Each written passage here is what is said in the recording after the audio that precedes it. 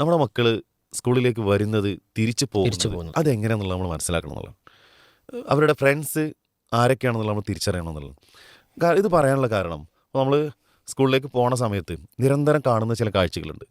കുട്ടികൾ, അത് പെൺകുട്ടികളാണെങ്കിലും ഉണ്ട് ഇപ്പോൾ എന്നുള്ള നമുക്ക് മനസ്സിലായി. പോകുന്ന വണ്ടിക്ക് മുഴുവനും കൈ കൈ കാണിക്കുന്ന കാണിക്കുന്നു. മക്കളെ നമ്മൾ കാണാറുള്ളത്.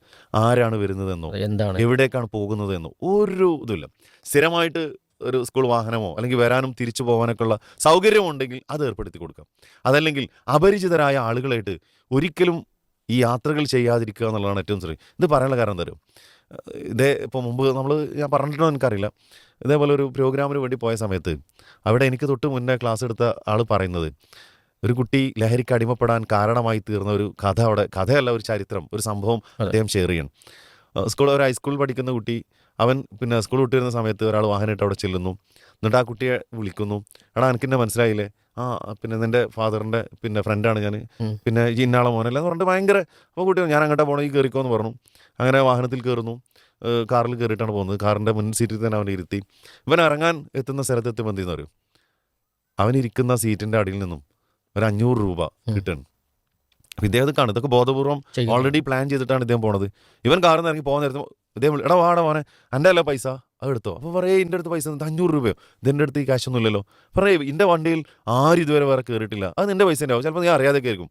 അല്ലിപ്പം എന്തായിരുന്നാലും ഈ കുട്ടി പറയണത് എന്താണ്? എൻ്റേതല്ല, എൻ്റെ അടുത്ത് 500 രൂപ ഇല്ല എന്നൊക്കെ പറയണം. പക്ഷേ ഇദ്ദേഹം അവിടെ ഒരു അടുത്തൊരു ട്രിക്ക് ഉപയോഗിക്കുക. മോനെ, നീ ഏതായാലും എൻ്റെ മോനെ പോലെ അല്ലല്ലോ, എൻ്റെ മോനെ പോലെ തന്നെയാണല്ലോ നീ, അതെ. ഈ പൈസ എൻ്റേതല്ല, നീ അതെടുത്തോ, നീ അത് കൊണ്ടുപോയിക്കോ, അത് പ്രശ്നമൊന്നുമില്ല എന്ന് പറഞ്ഞിട്ട് ഇവൻ്റെ അടുത്തേക്ക് നിർബന്ധപൂർവ്വം കൊടുക്കണം. അതെ. അദ്ദേഹം പോകുന്നു, കുട്ടി അവൻ്റെ വീട്ടിലേക്ക് പോകുന്നു. സ്വാഭാവികമായിട്ട് ഈ ഒരു പ്രായത്തിലുള്ള മക്കൾ എന്ത് ചെയ്യില്ല, ഇങ്ങനത്തെ കാര്യങ്ങൾ ഭൂരിഭാഗം കുട്ടികളും വീട്ടിൽ പറയൂല. അറിയില്ല. ശരി.